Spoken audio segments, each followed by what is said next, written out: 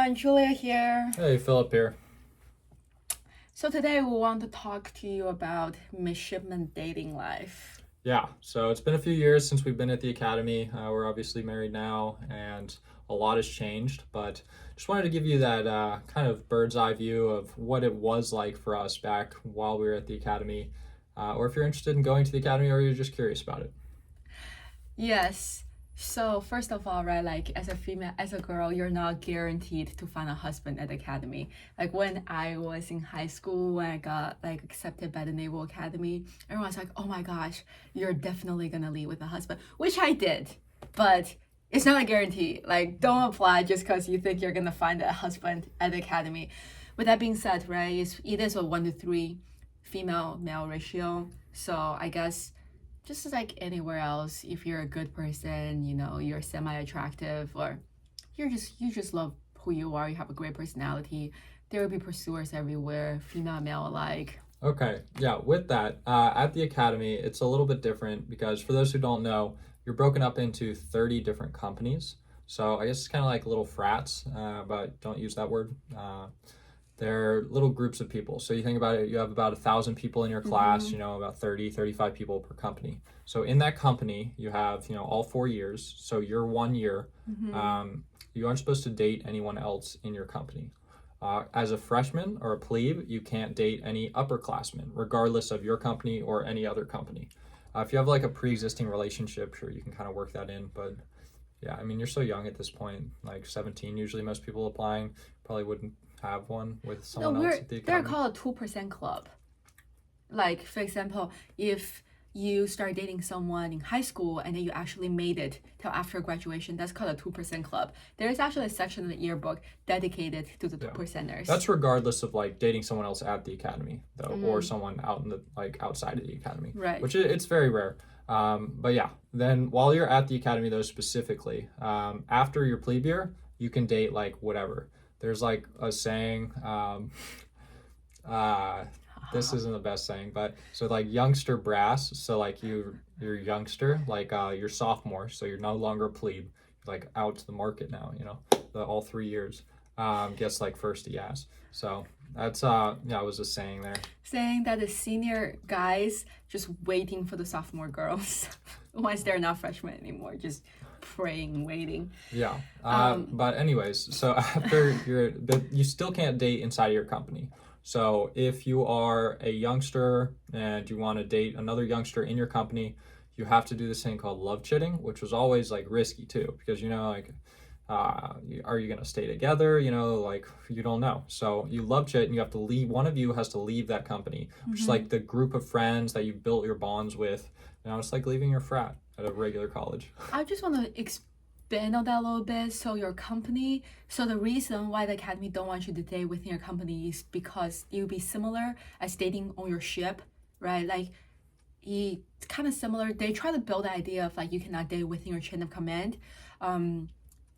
You're not technically supposed to be dating people like on your ship, your chain of command, and that's kind of what they're trying to do there. It doesn't really make sense, but it's like building those habits and trying to, in their own way, show you what the real military is going to do. Oh, we're in college anyways. But I just thought, okay, this is a little bit side note. It's funny. On the opposite side of love chit, there's a thing called hate chit. If you think everyone in your company absolutely hates you and you cannot stay there anymore, you can hate chit at your company. That doesn't happen very often. I've probably seen it like once. No. Yeah. Like sometimes it's because, like someone accuse another person being sexually assaulted, and then that person have to leave the company. But that's another side note. Let's get back to dating. It's a little bit more interesting.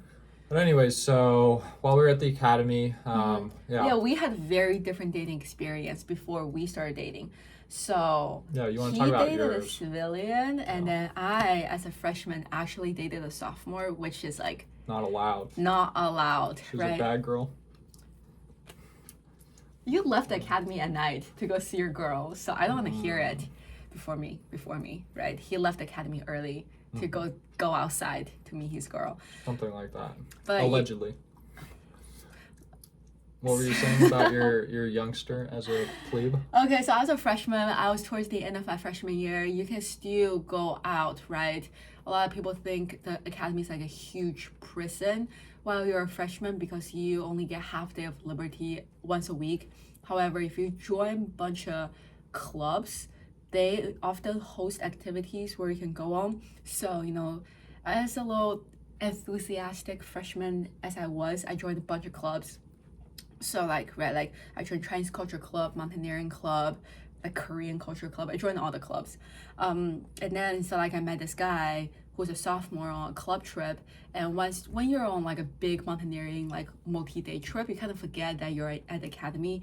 You guys are just a bunch of like 18, 19-year-old young people. You feel more normal, right? And we just met and we kind of just started dating, and then we kept it like on a DL for a bit. And it's kind of bad because we went out and then his company mate caught us and took a picture and they sent it to like his company group chat. So everyone knew about it. We would have gotten in a lot of trouble actually, especially him would have probably get fried, which means like you get put on restriction, you lose some of your privilege, like wearing civilian clothes or go on liberty. You have to muster 3 times a day with your rifle and march around. And then you get like, what's it called? The Black Ant Society? Demerit? You get demerit. So you get points taken off. That in the future can affect your service selection and all that stuff. Academy definitely has a dark side, right? Like something as innocent as that, like, just like 2 people started dating could have messed up your whole future career. So it definitely has a dark side. I would say that it carries over to the actual military though too. Like you can get in huge trouble for dating someone you shouldn't in the real military. You can get kicked out easily.